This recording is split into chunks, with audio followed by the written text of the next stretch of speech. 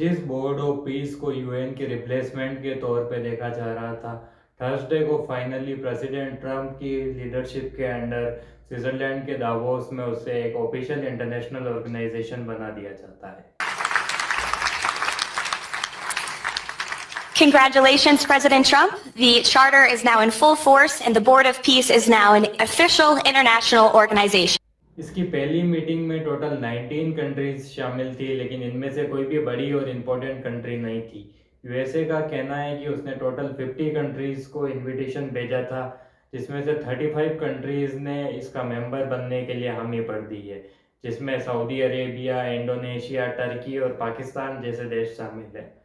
लेकिन किसी भी बड़े देश, चाइना, रशिया, इंडिया ने अभी तक कोई भी कमिटमेंट नहीं दी इसको लेकर।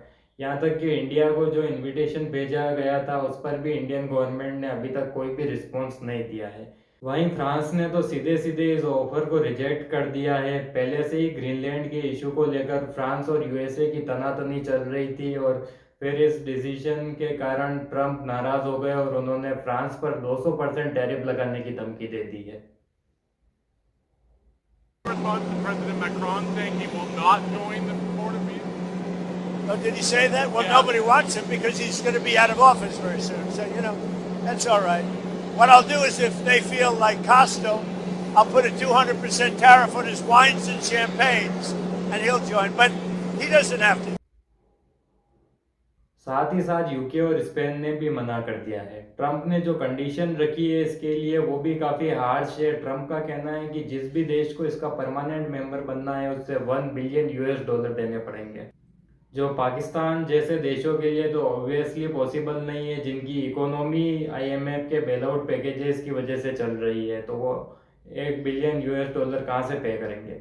वहीं पाकिस्तान की जनता भी इसके समर्थन में नहीं है, क्योंकि इस बोर्ड के इनिशियल वर्क्स में से एक है गाज़ा का एडमिनिस्ट्रेशन हमास से लेकर खुद कंट्रोल करना, ताकि वो ये इंश्योर कर सके कि गाज़ा से दोबारा कोई हमला ना हो इसराइल पर और इस एरिया में शांति बनी रहे। पाकिस्तान की जनता का मानना है कि ये बोर्ड इसराइल को अपर हैंड देगा और पैलेस्टीनियन लोगों के साथ ज्यादती करेगा। ट्रंप ने इस बोर्ड में जो मेथड लगाया है कि आप पैसे देकर परमानेंट सीट ले सकते हैं, इसकी वजह से ये यूएन के चार्टर को भी वायलेट करता है। कई बड़े देशों ने तो इसकी मेंबरशिप पे अभी तक कोई कमिटमेंट नहीं दिया है। वहीं कई देश जैसे कि फ्रांस, यूके जैसे देशों ने तो इससे साफ साफ रिजेक्ट कर दिया है। तो इस बोर्ड के सक्सेसफुल होने के चांसेस काफ़ी कम हैं। देखते हैं भारत सरकार इसको लेकर क्या डिसीजन लेती है। और इसी के साथ एंड करते हैं आज के डिस्कशन को। धन्यवाद।